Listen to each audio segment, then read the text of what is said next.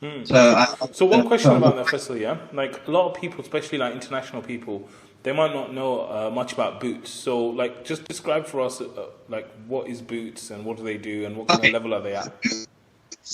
okay. So Boots are a internationally renowned retailer, right? They're a really old, like over 150 years old pharmacist, who then chemist, sorry, and then they sell literally everything under the sun from personal care and fragrance and cosmetics to electrical stuff to all sorts basically. So yeah, so they're probably on every high street in the UK.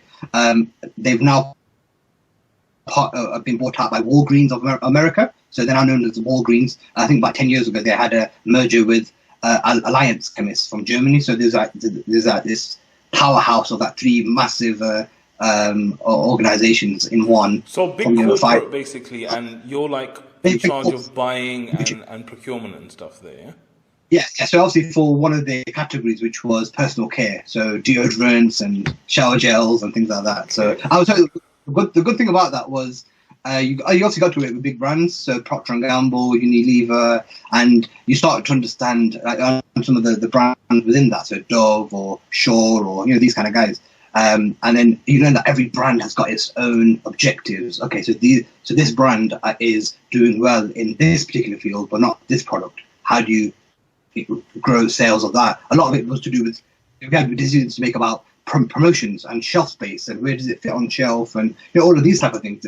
So it was quite interesting how it all worked. And to be honest, it was amazing because at that time I didn't realize how much power buyers have. It's amazing. People, everyone, got sent gifts and you got sent all sorts and invitations to the World Cup and Wimbledon and Formula One and all sorts because again, you want to be on good terms with your buyer, otherwise they can delist you. Amazing. Okay. So like what happened after Boots then? Did you kind of stick around there for a long time or what did you do next? I was there for a couple of years, and then I actually got headhunted to go to the perfume shop. So this was my first venture outside of Nottingham, actually. So because I went to university in Nottingham as well. So this was in High Wycombe, which is a town outside of London. And so this for me was where I would say I grew a lot because first of all there's personal growth because I'm living on my own now for the first time, and so there's a lot of challenges and how do you kind of face all that stuff. And secondly, so at the time, Boots was this big corporate and you were just a number. There, it was family. It had a family feel. It was owned by A.S. Watson, which are a massive Chinese conglomerate. They own Superdrug and things like that, but it was only just been bought out, so it still had retained a lot of that family feel. And what they did was, and so obviously because I was in charge of obviously certain fragrance houses, I kind of loved that stuff already, and so I was kind of in my element, and it's quite a glamorous role. Going to work with brands like Armani and Lacoste and all this kind of stuff, and Hugo Boss, and then also going to launch parties and meeting celebrities, and so it was quite a nice.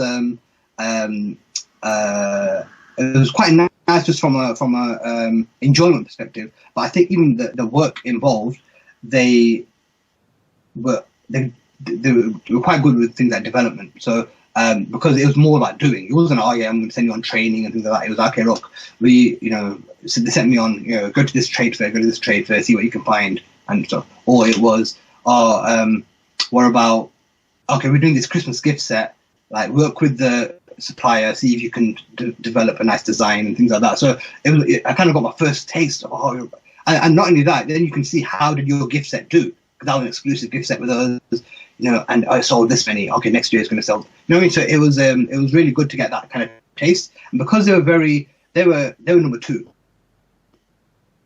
What I always say to people is like, look, if you're working for someone, always work for number two because they're hungry and they're ambitious. So they if you propose this to them, they're more open to it as opposed to that. Oh, I don't know, they don't want to risk their position when you're number one, but number two there because you got that leverage to use it. Oh, but you have to do this.